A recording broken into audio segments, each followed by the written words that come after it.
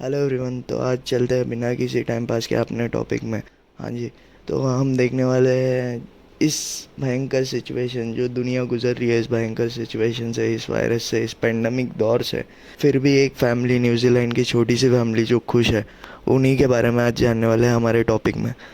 तो एक छोटी सी फैमिली थी न्यूजीलैंड में, जिनके हस्बैंड, खुशखुशाल फैमिली था उनका, फिर भी उनके हस्बैंड का इस लॉकडाउन के दौरान उनको काम से निकाला गया। फिर उनको पता नहीं था क्या करना है क्या नहीं, फिर भी वो भगवान के पास हर रोज़ प्रे कर रहे थे। और इस पेंडेमिक सिचुएशन पे, उस पेंडेमिक सिचुएशन की छोड़ो, और उनके तो घर की वांधे हो गई थी इस लॉकडाउन में, ना ही उनका घर पे कोई सोर्स ऑफ इनकम था। फिर भी उन्होंने इस पेंडेमिक सिचुएशन को एक्सेप्ट किया और डेली अपने गॉड के पास प्रे करते रहे। और फिर अचानक एक दिन पता चलता है, उन्होंने जो लॉटरी लिया था उनके हस्बैंड ने, उस लॉटरी में न्यूजीलैंड के 10.3 मिलियन डॉलर का लॉटरी लग। हाँ दोस्तों, 10.3 मिलियन न्यूजीलैंड डॉलर्स कुल मिले इंडिया के हो जाते 46 करोड़ के लॉटरी। हाँ, ये तो सरप्राइज है ना इस सिचुएशन पे भी। उनको इतनी बड़ी चीज़, और जब भी उनकी जॉब चले गई थी, ना ही उनको किसी का सहारा था, किसी का सपोर्ट था, फिर भी उनको इतनी बड़ी चीज़ क्यों? क्योंकि उन्होंने इस चीज़ को एक्सेप्ट कर लिया था, और वो बस आगे चल रहे थे इस पेंडेमिक सिचुएशन में भी। फिर उनके घर के इस इश्यूज़ में भी, ना ही उनके पास जॉब था, ना ही कुछ था सपोर्ट, फिर भी वो जस्ट जो भी मिल रहा था उनको वो एक्सेप्ट करके वो चल ही रहे थे। फिर अचानक से उनको ये चीज़ पता चली।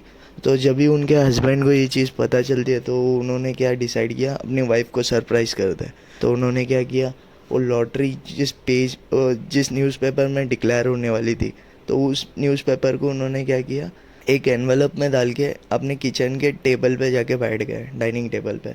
तो फिर उनकी वाइफ जब एंटर होती है और देखती है उनके हस्बैंड वहाँ पे बैठे, और साथ ही साथ उनके किचन के टेबल यानी कि डाइनिंग टेबल पे एक एनवलप पड़ी है। तो इस सिचुएशन में उनकी वाइफ को भी ऑकवर्ड लगता है कि हाँ बाबा, ये कैसे जाके उनसे पूछूं, क्योंकि उनको तो पता है उनके हस्बैंड का जॉब चला गया है। फिर भी उनको लगता है कि शायद से उसी उनके जॉब के रिलेटेड ही कुछ एनवलप है। तभी उनके हस्बैंड बोलते हैं, नहीं तुम ही ओपन करके देख लो उसमें क्या है।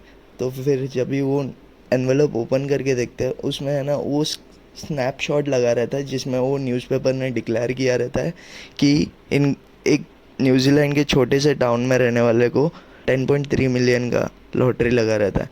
तो उनकी वाइफ उनके हस्बैंड को पूछती है, ये क्यों मुझे दिखा रहे हो? तभी वो बोल रहे हैं, वो छोटी सी फैमिली, हम भी तो हो सकते हैं। तो उनकी वाइफ बोलती है, तुम मजाक मत करो, ये सिचुएशन पे तुमको मजाक की पड़ी है। तो फिर उनके हस्बैंड बोलते हैं, नहीं सही में ये लॉटरी हमें ही लगी है। तो उनकी वाइफ फिर भी समझती है ये मजाक ही कर रहे हैं हमारे साथ। तो फिर उनकी वो क्या करते हैं, उनके हस्बैंड उनकी वाइफ को लॉटरी कंपनी जो रन कर रही है उनके तरफ से जो ऑफिशियल ईमेल आईडी से मेल आया रहता है, वो भी उनके वाइफ को दिखाते हैं। तो तभी उनके वाइफ को कैसे एक्सप्रेस करना है वो भी पता नहीं रहता। वो जस्ट ऐसे शॉक में खड़े हो जाते हैं। तो इस सिचुएशन में भी ऐसे हो रहा है, तो उनको बहुत अच्छा लगता है, क्योंकि उन्होंने जो भी सिचुएशन था उसको एक्सेप्ट करके उन्होंने कंटिन्यू किया। तो तभी जाके उनको ये सक्सेस मिला। फिर पैसे से क्या करना है, वो पैसे से क्या करना है जब बात आती है, तभी वो डिसाइड करते हैं उनके जो भी उन्होंने लोन लिया रहता है वो पे करेंगे, अपने उनके बच्चों का, मीन्स उनके बच्चों का जो भी स्कूल स्टडीज़ फीस है वो सब पे करेंगे उस अमाउंट से। और जो ये पेंडेमिक सिचुएशन में फंसे हुए हैं उनको भी सपोर्ट करेंगे। हाँ दोस्तों, ये सच बात है, ये न्यूज़ ने डिक्लेयर किया, वहाँ के न्यूज़ 18 ने। तो वही बताना चाहूँगा, जो भी ये पेंडेमिक सिचुएशन हमारे साथ गुजर रही है अभी, जो ऊपर वाले ने हमें बनाया है, तो कुछ सोच समझ के हमें बना के भेजा है नीचे। तो उसने ही अभी इस वायरस को भी भेजा है, तो उसको एक्सेप्ट करके चलना हमारा फ़र्ज़ है। हाँ, भले से इसको चाइना ने भेजा है या फिर चाइना के ह्यूमन लोगों ने बनाया, जो भी हो बात, फिर भी इस सिचुएशन में जो भगवान ने हमें दिया है, या फिर जो भी हो, अगर उन्होंने ये सिचुएशन अपने को दिखाया है तो उसके पीछे भी कुछ ना कुछ अच्छा ही होगा। तो जो भी अपने को तकलीफ़ें आ रही है उसको एक्सेप्ट कर लो। ये सम काइंड ऑफ टेस्ट है हमारे लिए, कि हमको कैसे इस सिचुएशन पे जुड़े रहना है सबके साथ साथ, और इस सिचुएशन को कैसा फेस करना है। जब हम स्कूल जाते थे तभी एग्ज़ाम्स होते थे, जो हमने पढ़ाई किया उसके ऊपर हम हमारे से टेस्ट लिया जाता था, सेम चीज़ ये हमारे लाइफ का टेस्ट है। तो इसको खुशी खुशी एक्सेप्ट करो दोस्तों, ना ही इसके पीछे दुखी मनाओ कि यार ये कब खुलेगा, क्या होगा इसका। तो वैसे कुछ भी नहीं सोचना, जो कुछ भी है उसको एक्सेप्ट कर लो। हाँ, ये हुआ है आज हमारे साथ तो अच्छे के लिए हुआ है, कल इसके पीछे कोई अच्छा ही मिलेगा हमको रिज़ल्ट, ना ही बुरा रिज़ल्ट मिलेगा। तो दोस्तों ये था एक इस दुखी सिचुएशन में भी खुश रहने वाली एक फैमिली के बारे में। और दोस्तों आगे बढ़ते हैं कुछ सैडेस्ट टॉपिक पे जो एक्चुअली चल रहा है। हम सब तो यहाँ पे अपने अपने घरों पे सेफ है, जो एक्चुअली हमारे बॉर्डर में चल रहा है, इंडिया चाइना बॉर्डर में, उसी के ऊपर डिस्कस करने वाला हूँ दोस्तों। यहाँ पे हमारे हम लोग आराम से रह रहे हैं, क्यों? हमारे जवानों की वजह से। वो आज बॉर्डर में चाइना के जो आर्मी मैन्स है, आर्मी फोर्स वाले हैं, वो अपने इंडियन बॉर्डर में इंटर करने के लिए बहुत ट्राई कर रहे थे। पर अपने जो इंडियन आर्मी वाले थे वहाँ पे उनको, क्योंकि उनको एक्चुअली शूट एंड साइट का ऑर्डर नहीं दिया गया, ना ही उनके साथ अपन झगड़े कर सकते, फिर भी उन्होंने उस पर्टिकुलर सिचुएशन में भी उन्होंने ना ही कोई हाथापाई की, ना ही कुछ किया, बस उनको रोके जा रहे थे। उनको पता भी नहीं है क्या करना है, क्योंकि चाइना वाले घुस रहे और अपने जवान जान पे लड़ के वो उनके साथ उधर ये कर रहे थे कि उनको आने नहीं देना है। ये हमारा देश है, हमारा कंट्री है, इसमें किसी को आने नहीं देंगे। उन्होंने बहुत बहुत अच्छे तरीके से उन लोगों को रोका, और चाइना के कुछ लोगों ने फ़ोटोज़ भी खींचे ये मिसबिहेव कर रहे हैं वैसे दिखाने के लिए उनके गवर्नमेंट को, या फिर उनके न्यूज़ में दिखाने के लिए। क्योंकि तुमको तो पता ही होता है न्यूज़ में क्या है, टीपीआर बढ़ाने के लिए कुछ ना कुछ करना होता है। तो शायद से उन्होंने उसी चीज़ के लिए फ़ोटोज़ वगैरह खींचे। और ये एक क्लिप्स था, जो पिक्चर्स थे, ये हमारे इंडियन जवान के लोगों ने भी क्लिक किया था कि ये लोग ज़बरदस्ती इंडियन बॉर्डर में घुसने के लिए ट्राई कर रहे हैं। तो उन्होंने भी बहुत स्ट्रगल किया इससे बाहर निकलने के लिए, और उन्होंने फोर्सफुली उनको रोकने की बहुत कोशिश की है। उसके भी थोड़े बहुत क्लिप्स मैं डाल रहा हूँ, वो भी आप चेक कर सकते हो। और साथ ही साथ दोस्तों एक गुड न्यूज़ भी है। जैसे इस लॉकडाउन में मैंने बोला था कुछ कुछ देर पहले अभी इस वीडियो में कि जो कुछ भी होता है अच्छे के लिए होता है। तो चाइना के ऐसे 2-3 बिजनेसेस थे जो चाइना से अभी इंडिया में आने के लिए वो तैयार हो गए। हाँ दोस्तों, लावा हो गया, लावा जैसे बड़ी कंपनी है, उसने भी बोल दिया है कि हम अभी चाइना से बिजनेसेस हमारे बंद करेंगे और इंडिया में ही रखने वाले। वो बिज़नेस इंडिया को मैन्युफैक्चरिंग और उसका मैन्युफैक्चरिंग भी देने वाले हैं, साथ ही साथ डिस्ट्रीब्यूशन भी देने वाले हैं। रही बात दूसरी कंपनी जिसके ओनर है Kaza averse, owner of German based healthy footwear.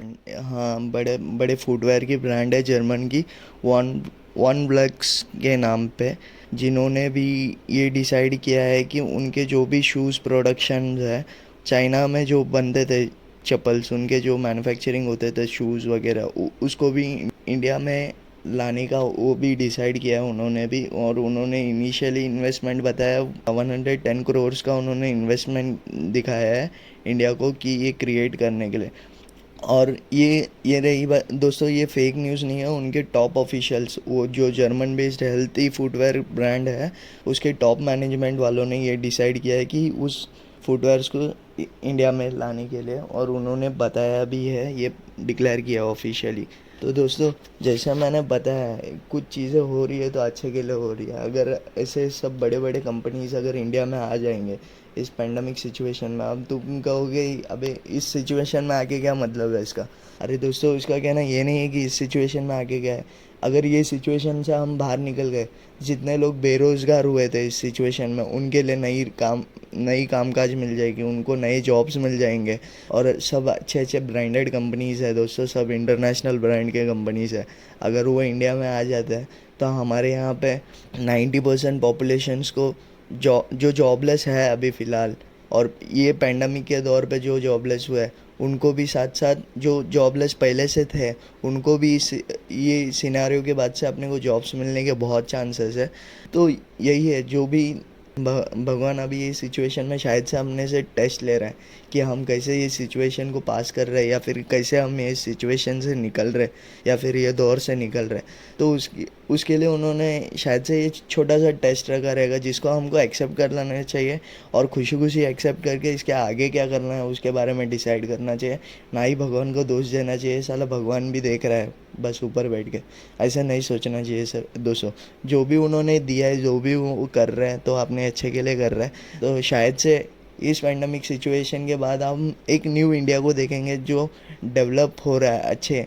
और आप समझिए यहाँ पे ऑलरेडी अपना आईटी बेस तो है, बड़े बड़े आईटी कंपनीज़ है। जब भी इंडिया में मैन्युफैक्चरिंग इंडस्ट्रीज़ भी आ जाएगा, तो इंडिया एक ऐसा पहला कंट्री रहेगा जहाँ पे आईटी कंपनीज़ भी रहेंगे, साथ साथ मैन्युफैक्चरिंग कंपनीज़ भी रहेंगे, साथ साथ डिस्ट्रीब्यूशन कंपनीज़ भी रहेंगे। क्योंकि यूएसए जैसे बड़े शहर में वहाँ पे भी उनका सिर्फ आईटी सोर्स है, ना ही उनके पास डिस्ट्रीब्यूशन है, ना ही उनके पास कुछ है, मैन्युफैक्चरिंग इंडस्ट्री भी नहीं है। यूएसए जैसे बड़े कंट्री में जो डेवलप्ड है, उन्होंने अपने मोस्टली उनका जो भी बिजनेसेस रन होता था चाइना से ही होता था।